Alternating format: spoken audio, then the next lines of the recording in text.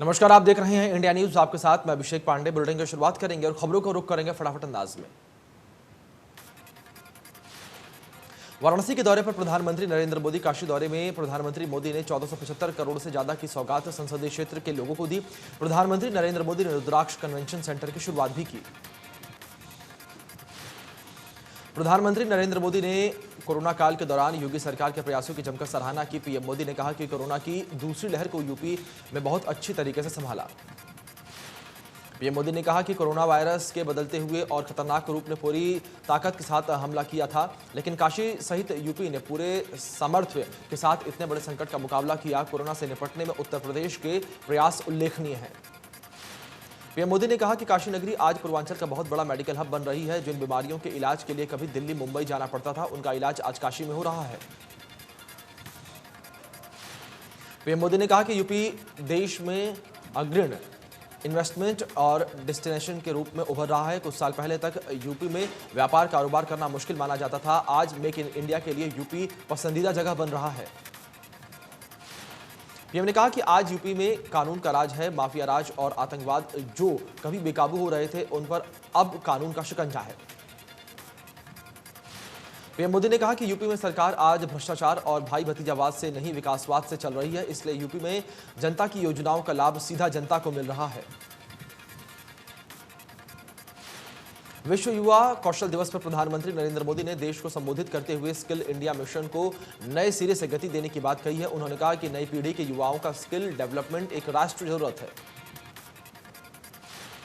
PM ने कहा कि स्किल डेवलपमेंट आत्मनिर्भर भारत का बहुत बड़ा आधार है। बीते 6 सालों में जो आधार बना है, जो नए संस्थान बने, उसकी पूरी ताकत जोड़कर हमें नए सिरे से स्किल इंडिया मिशन को गति देनी है। पीएम मोदी ने कहा कि हमारे पूर्वजों ने स्किल्स को महत्व देने के में ही उसे समाज के उल्लास का हिस्सा बताया। आज ये जरूरी है कि लर्निंग आपकी अर्निंग के साथ ही रुके नहीं। आज दुनिया में स्किल्स इतनी डिमांड है कि जो स्किल्ड होगा वही आगे बढ़ेगा। पीएम मोदी ने कहा कि शिक्षा हमें अगर ये जानकारी देती है कि हमें क्या करना है, तो हमें स्किल ये सिखाती है कि वो काम वास्तविक रूप में कैसे होगा। पीएम ने कहा कि स्किल इंडिया मिशन इसी सच्चाई, इसी जरूरत के साथ कदम से कदम मिलाने का कार्यक्रम है। ये बात व्यक्तियों पर भी लागू होती है और देश पर भी लागू होती है।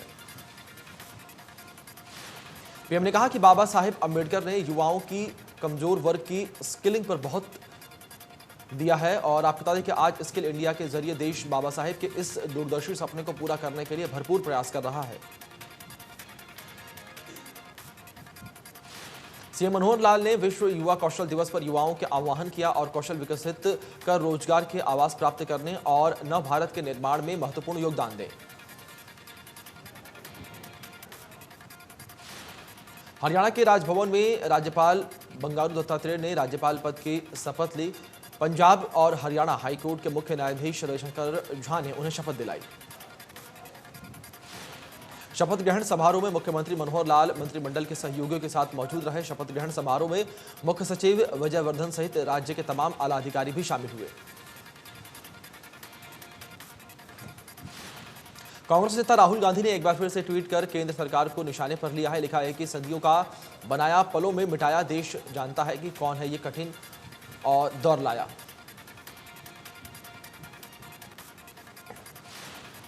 दो दिन ब्रेक के बाद पेट्रोल डीजल का भाव फिर से बढ़ गया है। डीजल की कीमत 15 से 16 पैसे बढ़ी है, जबकि पेट्रोल की कीमत 34 से 35 पैसे तक बढ़ी। दिल्ली में पेट्रोल का दाम 101 रुपये 54 पैसे प्रति लीटर हो चुका है, जबकि डीजल का दाम 89 रुपये 87 पैसे प्रति लीटर है। मुंबई में पेट्रोल की कीमत 107 रुपये 54 पैसे प्रति लीटर है और डीजल 97 रुपये 45 पैसे प्रति लीटर। कांग्रेस प्रदेश अध्यक्ष कुमारी सैलजा ने महंगाई को लेकर सोना में हस्ताक्षर अभियान की शुरुआत की। कहा कि पेट्रोल और डीजल महंगा कर निजी कंपनियों ने 25,000 करोड़ कमाए। कुमारी सैलजा ने कहा कि जल्द ही प्रदेश में जिला इकाई घोषित की जाएगी। आखिरी चरण की बात चल रही है, पर्यवेक्षकों ने अपनी रिपोर्ट दे दी है, इसका आंकलन भी हो गया है। गुटबाजी के सवाल पर कुमारी सैलजा ने कहा कि पार्टी में कोई गुटबाजी नहीं है। आपसी तालमेल को लेकर जो दिक्कतें हैं, उनको लेकर आलाकमान को रिपोर्ट दे दी गई है, वही फैसला करेंगे। महंगाई के मुद्दे पर सरकार के खिलाफ प्रदर्शन करने पहुंचे हरियाणा प्रदेश कांग्रेस के प्रभारी विवेक बंसल ने कहा कि गुटबाजी हर दल में होती है। उन्होंने सभी विधायकों को प्रदर्शन में शामिल होने के लिए पत्र लिखा है। गुरनाम सिंह चढ़ूनी के मिशन पंजाब पर विवेक बंसल ने कहा कि कांग्रेस कृषि किसानों के खिलाफ, किसानों के साथ है। गुरनाम सिंह चढ़ूनी क्या कहते हैं, उन्हें उससे कोई मतलब नहीं है। अंबाला में कांग्रेस ने सरकार के खिलाफ मोर्चा खोला और हस्ताक्षर अभियान चलाकर महंगाई के खिलाफ जोरदार रोष प्रदर्शन किया। प्रदर्शनकारियों ने पीएम मोदी के पुराने भाषणों का इस्तेमाल कर सरकार को घेरा। कार्यकर्ताओं ने कहा कि सरकार आम जनता को चारों तरफ से मारने का काम कर रही है। पहले लॉकडाउन की वजह से आमजन का रोजगार प्रभावित हुआ, तो अब आए दिन बढ़ रही महंगाई ने लोगों का जीना मुश्किल कर दिया है। भिवानी में भी महंगाई को लेकर कांग्रेस ने विरोध प्रदर्शन किया। हस्ताक्षर अभियान चलाकर समर्थन जुटाने की कवायद शुरू कर दी है। प्रदर्शन में कांग्रेस नेता शामिल हुए। फतेहाबाद में कांग्रेस के नेता और कार्यकर्ता शहर में मुख्य पेट्रोल पंप पर पहुंचे और तेल भरवाने के लिए आने वाले लोगों के हस्ताक्षर करवाए। पेट्रोल पंप पर तेल भरवाने के लिए आने वाले लोगों ने भी अपना गुस्सा जाहिर किया। कांग्रेस नेताओं ने कहा कि लगातार बढ़ रही महंगाई के कारण आम आदमी का जीना मुहाल हो गया है। अखिल भारतीय राज्य सरकार कर्मचारी फेडरेशन के आह्वान पर केंद्र और राज्य सरकारों की जनविरोधी नीतियों और कर्मचारियों की लंबित मांगों को लेकर राष्ट्रीय प्रतिरोध दिवस मनाया गया। कर्मचारियों ने हांसी के लघु सचिवालय पर धरना देकर विरोध प्रदर्शन किया। प्रदर्शन के दौरान केंद्र सरकार के खिलाफ नारेबाजी की और एसडीएम को सरकार के नाम ज्ञापन सौंपा। जिला प्रधान ने कहा कि निजीकरण के नक्शे कदम पर प्रदेश की सरकार भी तेजी से आगे बढ़ रही है। कर्मचारियों और जनता के हितों के आर्थिक और संवैधानिक आधारों पर लगातार हमले कर रही है। फरीदाबाद के गांव खोरी में नगर निगम की ओर से की जा रही तोड़फोड़ को लेकर लोग लगातार धरना प्रदर्शन कर रहे हैं। दूसरे दिन भी तोड़फोड़ से पहले लोगों ने काफी संख्या में इकट्ठा होकर पुनर्वास की मांग की। सैकड़ों की संख्या में महिलाएं भी प्रदर्शन में शामिल हुई। पुलिस ने चारों तरफ से गांव की नाकेबंदी की है। लोगों को इकट्ठा होने से पुलिस रोक रही है। महिलाओं ने जमीन पर लेटकर इंसाफ की मांग की। गांव खोरी में नगर निगम की ओर से की जा रही तोड़फोड़ के बीच प्रदर्शन के दौरान एक महिला बेहोश हो गई, जिसे होश में लाने के लिए काफी लोगों ने प्रयास किया। कोरोना महामारी के कारण लंबे समय से बंद पड़े स्कूल शुक्रवार से खुलने जा रहे हैं, जिसे लेकर निजी स्कूल संचालक तैयारियों में जुट गए हैं। स्कूलों को हर तरीके से साफ कर सैनिटाइज किया जा रहा है। लंबे समय से घरों की चारदीवारी में कैद बच्चों को भी स्कूल खोलने के लिए काफी उत्साह देखने को मिल रहा है।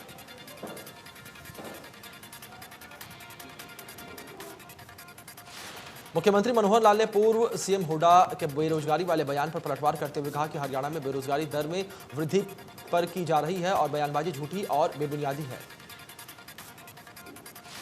सीएम मनोहर लाल ने कहा कि कांग्रेस के नेता एक ऐसी संस्था की रिपोर्ट अपनी राजनीतिक रोटियां सेकने की कोशिश कर रहे हैं जिसकी अपनी कोई साख नहीं है। मुख्यमंत्री ने कहा कि परिवार पहचान पत्र के तहत प्रदेश के लगभग हर परिवार का पंजीकरण हो चुका है, जिसमें लोगों ने खुद बेरोजगारी को घोषित किया है, जो सिर्फ 6% है। सीएम ने कहा कि जब प्रदेश के लोग खुद बेरोजगारी दर को घोषित कर रहे हैं तो विपक्ष के नेता किस आधार पर बोल रहे हैं। हरियाणा में बेरोजगारी दर बढ़ रही है, ये दर्शाता है कि वो सिर्फ झूठी राजनीति कर रहे हैं।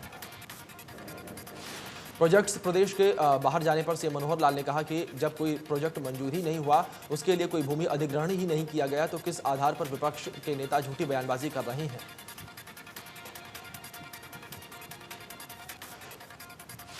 पूर्व सीएम भूपेंद्र हुड्डा ने ट्वीट करके सरकार पर निशाना साधा। लिखा कि मौजूदा सरकार में ज्यादातर सरकारी भर्तियां लटकी हुई हैं। आप बेरोजगारी के मसले पर सरकार गंभीर नहीं हुई तो भविष्य में यह समस्या और विकराल हो जाएगी। चरखी दादरी में कांग्रेस कार्यकर्ताओं ने पेट्रोल डीजल के दामों में हो रही बढ़ोतरी को लेकर बीजेपी के खिलाफ नारेबाजी करके प्रदर्शन किया। पेट्रोल डीजल के दामों में हो रही वृद्धि को लेकर विरोध जताया। हिसार में कई जगहों पर कांग्रेस की तरफ से हस्ताक्षर अभियान चलाया गया। पेट्रोल डीजल भरवाने आए लोगों ने अभियान में हिस्सा लेते हुए हस्ताक्षर किए। सिरसा में पेट्रोल के दाम में शतक पार दिया है। शहर में पेट्रोल 100 रुपए और 14 पैसे प्रति लीटर बिक रहा है। लोगों का कहना है कि पेट्रोल के दाम बढ़ने से बहुत ज्यादा परेशानी हो रही है। उचाना में कई जगहों पर बारिश हुई है, जिससे ग्रामीण इलाकों में पानी भर गया है। तालाबों की खुदाई और सफाई नहीं होने की वजह से गांव में तालाब पानी से भर गए हैं। जलभराव के चलते लोगों को दिक्कतों का सामना करना पड़ रहा है। 3 फुट पानी से गुजरकर लोगों को अपने गंतव्य तक पहुंचना पड़ रहा है। करोड़ रुपए की लागत से रादौर में बनाए जा रहे यूपी को जोड़ने वाले ओवरब्रिज के निर्माण कार्य को मजबूती की पोल मानसून की पहली बारिश ने खोलकर रख दी है।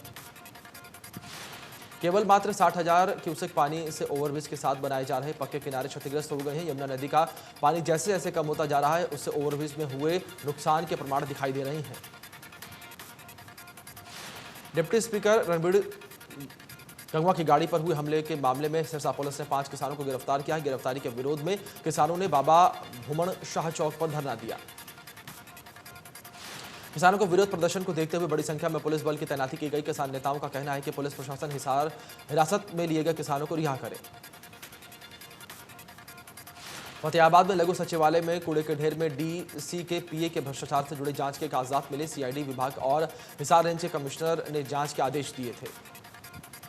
हिसार रेंज के कमिश्नर ने पिछले महीने की जांच को लेकर पत्र जारी किया था। मामले को दबाने की कोशिश की जा रही थी। अधिकारी मामले में को लेकर चुप्पी साधे हुए हैं। एनआईटी फरीदाबाद में मशहूर ढाबे पर चाकू चले। ढाबे पर खाना खाने आए ग्राहकों ने टेबल पर बैठने को लेकर झगड़ा हुआ। घटना सीसीटीवी कैमरे में कैद हो गई। झगड़ा सुलझाने आए होटल मालिक के बेटे ढाबे पर काम करने वाले वर्कर को चाकू लगा। गंभीर हालत में तीनों को अस्पताल में इलाज के लिए भर्ती करवाया गया। सोनीपत में नगर निगम क्षेत्र की तरह आने वाली महापुरुषों की प्रतिमाएं शराबियों का अड्डा बन चुकी हैं, जहां पर रात को ही नहीं बल्कि दिन में भी सरेआम शराबी खूब जाम छलकाते हैं। राष्ट्रपिता महात्मा गांधी और डॉक्टर भीमराव अंबेडकर की प्रतिमाओं के आसपास गंदगी का आलम ही बना हुआ है। हालात ऐसे हैं कि स्मारकों के आसपास पिछले काफी दिनों से एक बार भी सफाई नहीं हुई है। मेंटेनेंस और सफाई का काम निगम कागजों में ही दिखाकर खानापूर्ति कर देता है और महापुरुषों की याद उनके दिवस पर ही आती है और तब हर तरह दिखावा किया जाता है। नगर निगम के ज्वाइंट कमिश्नर का कहना है कि जितने भी महापुरुषों की प्रतिमाएं हैं उनकी देखभाल के लिए नगर निगम जरूर काम करेगा। अगर किसी भी स्मारक को मरम्मत की जरूरत होगी तो उसे भी पूरा किया जाएगा। चरखी दादरी में अल्काइन मशीन की डीलरशिप देने के नाम पर 2 लोगों ने कंपनी मालिक का ढोंग दिखाते हुए एक व्यक्ति से करीब 21.5 लाख रुपए ठग लिए। कंपनी के अधिकारी ने बताकर 24 लाख रुपए की डीलरशिप का सौदा किया गया था और मशीन के डेमो दिया गया।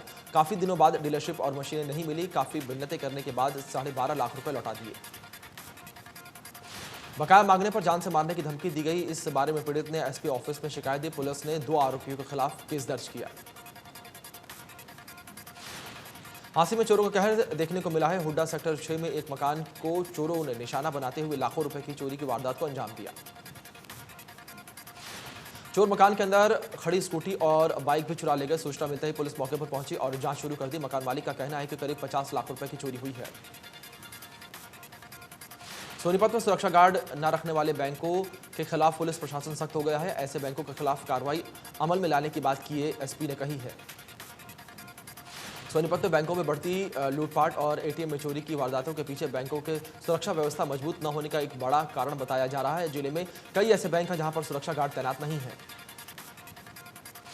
हाल ही में पीएनबी बैंक में बड़ी लूट को अंजाम दिया गया था, जिसे पीछे की वजह से भी मानी जा रही है। बैंक में कोई भी हथियार से लैस सुरक्षा गार्ड नहीं था और न ही अलार्म जैसी कोई व्यवस्था थी। सोनीपत की पुलिस लाइंस में पुलिस जवानों ने स्वास्थ्य की जांच को लेकर निःशुल्क स्वास्थ्य कैंप लगाया गया। कैंप में सैकड़ों पुलिस कर्मचारियों और उनके परिवार के लोगों की जांच की गई।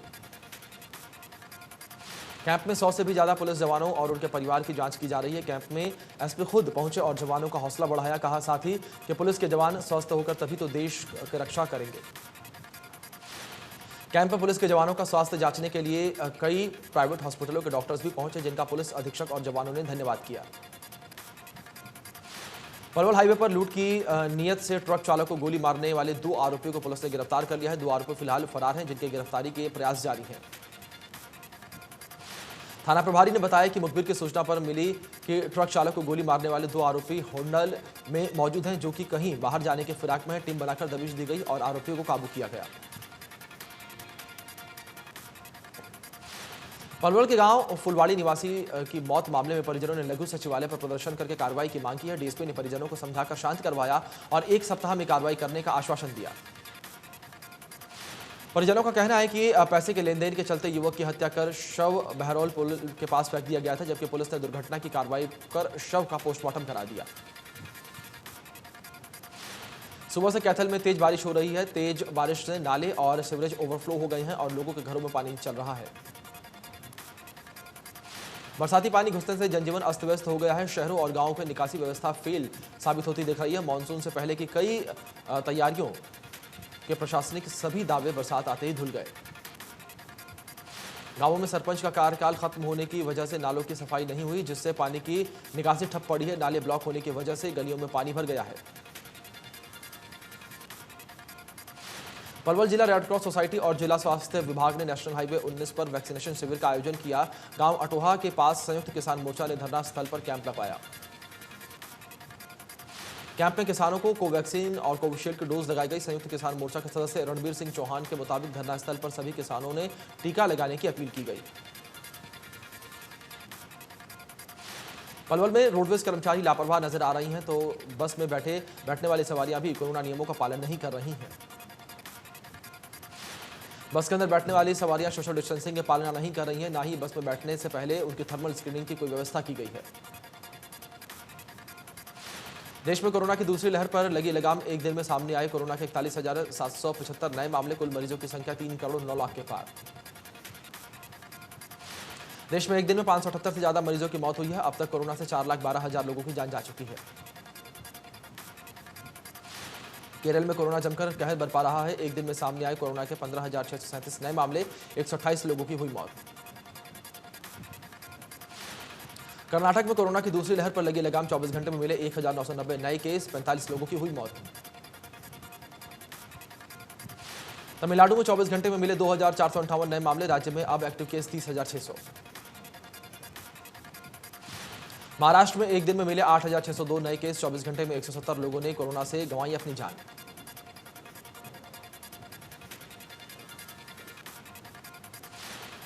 ऋतिक रोशन की फिल्म अग्निपथ की बॉलीवुड में डेब्यू करने वाली एक्ट्रेस कनिका तिवारी अपने जबरदस्त ट्रांसफॉर्मेशन की वजह से इन दिनों इंटरनेट पर छाई हुई हैं।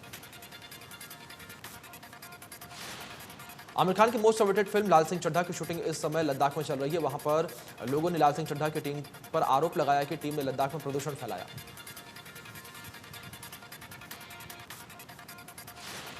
बॉलीवुड एक्टर नवाजुद्दीन सिद्दीकी अब कंगना रनौत की टीम में शामिल हो गए हैं। एक्ट्रेस ने खुद इसकी जानकारी इंस्टाग्राम पोस्ट के जरिए दी है। कंगना ने अपने पहले digital production Tiku weds Sheru की अनाउंसमेंट की।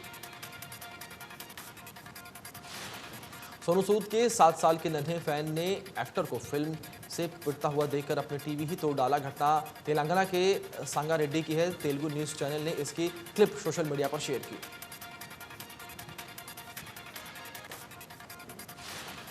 Big boss 14 fame Rahul Vaidya अपनी गर्लफ्रेंड दिशा परमार के साथ 16 जुलाई को शादी करने जा रहे हैं। दिशा परमार के दोस्तों ने उनके लिए ब्राइडल शावर पार्टी रखी, जिसकी तस्वीरें दिशा और उनके दोस्तों ने सोशल मीडिया पर पोस्ट की। नेहा कक्कड़ अब सोशल मीडिया की क्वीन भी बन गई हैं। उन्होंने इंस्टाग्राम पर 60 मिलियन फॉलोअर्स का आंकड़ा पार कर दिया है। ऐसा करने वाली वो पहली भारतीय गायिका बन गई हैं। दिग्गज एक्ट्रेस सविता बजाज आर्थिक तंगी से जूझ रही हैं। सविता लगातार हॉस्पिटल के चक्कर काट रही हैं, अपना इलाज करा रही हैं। 3 महीने पहले एक्ट्रेस कोविड-19 का शिकार हुई थी। एक्ट्रेस करीना कपूर खान ने अपने एक किताब लॉन्च की है, लेकिन ये किताब करीना के लिए मुसीबत बन सकती है। किताब को लेकर करीना कपूर के खिलाफ ऑल इंडिया माइनॉरिटी बोर्ड मुकदमा दर्ज करवाने की तैयारी कर रहा है। रेडीज फेम रणविजय सिंह के घर पर नया मेहमान आ गया है। उन्होंने फैंस के साथ अपनी ये खुशी साझा करते हुए पोस्ट किया।